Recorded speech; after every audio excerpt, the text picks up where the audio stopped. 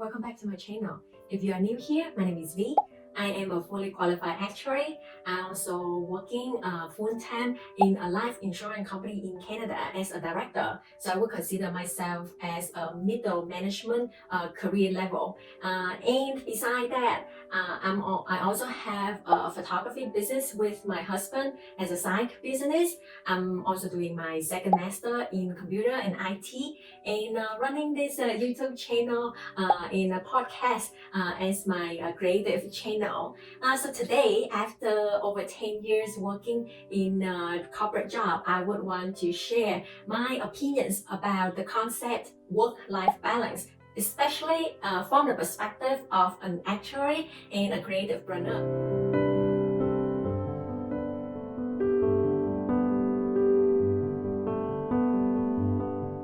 What is work-life balance? So according to Cambridge Dictionary, work-life balance refers to the amount of time that you spend doing your job compared to the amount of time that you spend with your family and doing things you enjoy. Reading this definition, I think it's not quite right because it sounds like working is not something that you might enjoy, and I don't quite agree with it. Of course, there are moments when you work, there's an aspect of your work that you may not like to do, but that is true for a lot of the things that we do in life. So from that perspective, I do agree with some of opinion from like major corporations like Jeff from Amazon. He also say that like the definition suggests that there is a trade-off between work and life, and it's not really like that in real life. So that's why a new buzzword being recently flowing around is work-life integration, because like essentially work is part of life. So they're saying that you need to integrate work and work life together. But then for some people that opposed to this new term, they say that like this new terminology suggests that there is a 24/7 connectivity between work and life. And they say that like an example is that's why many corporations would give out free cell phone to employees. And that actually suggesting that you're supposed to be on call on the time. And in the 2018 survey, it say that like having this connected electronic device like those cell phone is one of the main reasons that making it hard for employees to disconnect it from work. And so like those people would oppose to the terminology of work-life integration because of this 24/7 connectivity suggestion. And with today environment, when now more people working from home, a new term is floating around now is life balance. So this I think is appearing more in like Europe, where like the balancing act now is for life overall, and life is life encompass of different moments and activities, like work is part of it, and like family, other things like hobbies or anything. And I have to say I agree with this new term more. And for me, at the end of the day, it's not really a balancing act, but it's more about how you manage your time and you prioritize different activities that you have. According to the Times magazine, so the myth of work-life balance, how you handle this, how you manage is that you treat work like how you would do with other activities that you have in life. That is, maximize what you love rather than focusing on the things that you don't quite enjoy about it. So an exercise that I suggest is that let's say you go through 1 week of work, and then you will start recording on of the activities that you have at work and separate them into what you love doing and what you loathe doing. So love it or loathe it.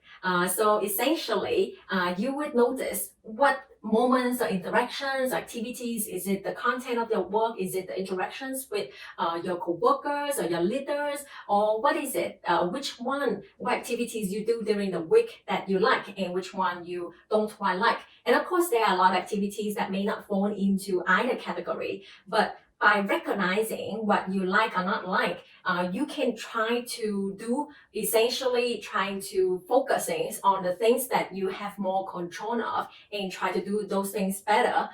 Because when you think about it, even those two people may have the exact same position and in the same team, they would do the work differently. They would have different experiences. No two people experiences would be the same, and what they enjoy would not be the same either, even though it's the same position. By doing that, they will feel more in control and feel more positive feeling or emotion about their work, and they can find it more enjoyable. And actually, one of their research based on a stratified random sample of the working populations of 19 countries reveals that like 73% of the people claim that they have the freedom to modify the job to fit the strength better, like their own strength, but that only 18% of us do so. So that is a big gap between like what we think we can do and what we actually act on it or not. Looking at my own experiences, if I have to answer the survey, I would say that I'm probably part of the 18% who have been trying to modify my job to fit my strengths better. First is I have tried to look for roles that would more suitable with my background or with my interest, because I know that if I'm interested more in a topic, I can do it better. And then I also look for ways doing that actually would be like leveraging my knowledge and experience more.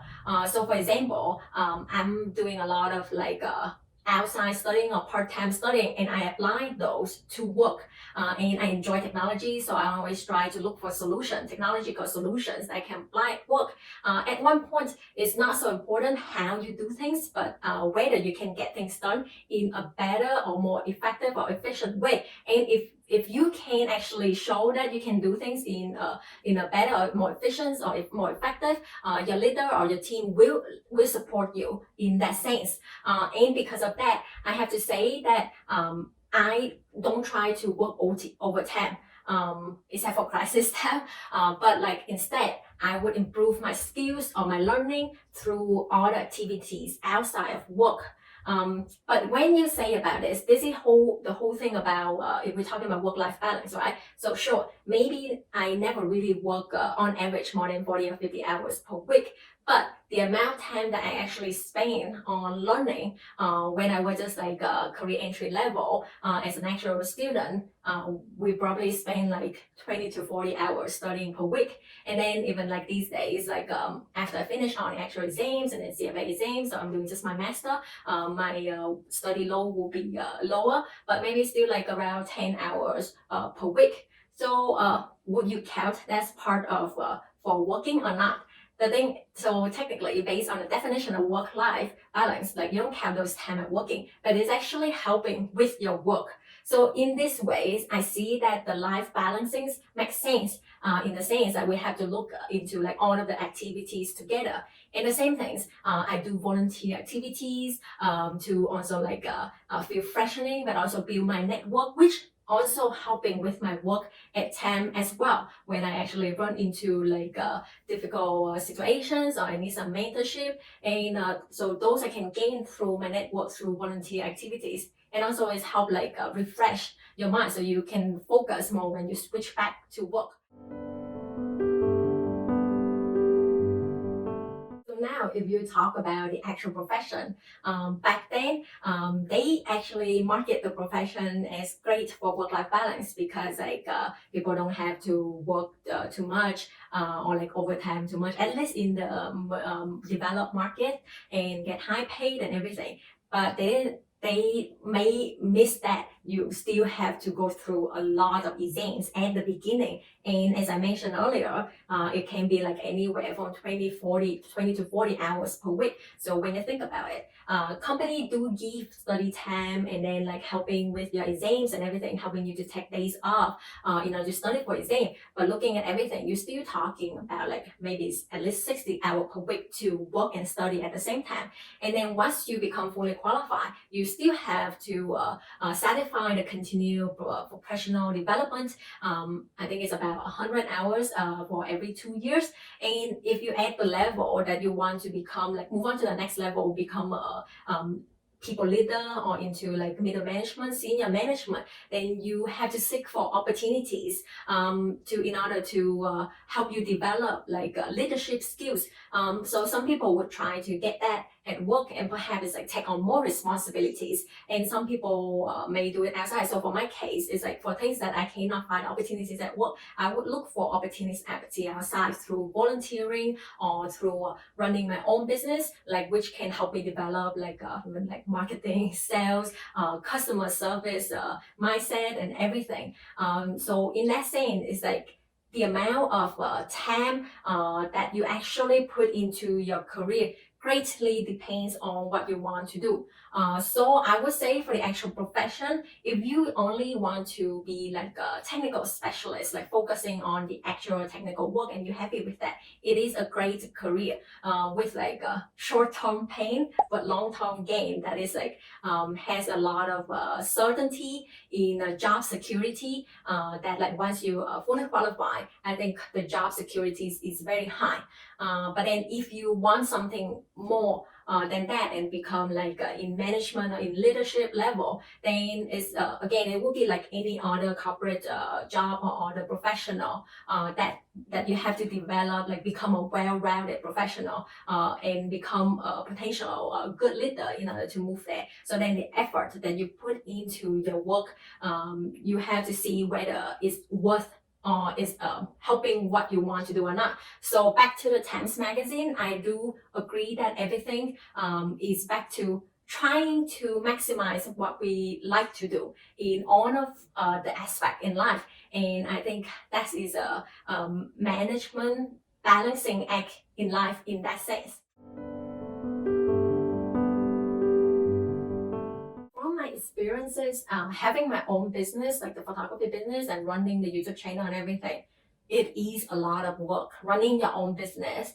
And actually your mindset does not just like, sometimes like from corporate job, like after 5 p.m., you can just switch it off and say like, okay, I'm gonna tell myself to not looking at the emails or I'm done for the day. But like having your own business and having your own clients is harder to switch off. And I think that also lead to potentially like a lot of burnout for entrepreneurs when they have their own businesses, because like now they are the one that actually potentially control all of the aspect in their business. They are the profit center at this point. And how much the business succeed or not depend on the amount of work. So in that sense, if you have your own business, like the life balancing act will be, I think it will be more difficult than having a corporate job. When if you can try to like just switch it off, like in a way, corporations already is a separate legal entity that consider forever in infinite life. So you are just one person in the company. Yes, we do add value, but without us, it's not like the corporation's gonna be gone. But with your own business, you know that a lot of like the success of the business depends greatly for you. So I think it's actually a much harder things to do in time of managing your work or managing your own other activities in life. Overall, I do agree with the Time Magazine article research to show that it's all about maximize what we love to do, and that is true for all aspects in life. And doesn't matter what you doing, regardless with your relationships or with your full-time work or your part-time work or your hobbies or your community activities and everything. There's always up and down moments, and it's important that we focus on the positive of it and try to create moments or create work or interactions that you know that you enjoy doing more. And there are things that you can control, and there are things that is outside of your control level. And so like really focus on what you can control in life. And because of that, I actually enjoy doing more things like volunteering, working, studying, because I know that like if I study hard, I will get a certificate. I can get a degree to hang, an achievement which contribute to my satisfaction in life. And work is sometimes that you cannot really control your promotions or like their aspect that greatly depend on other people.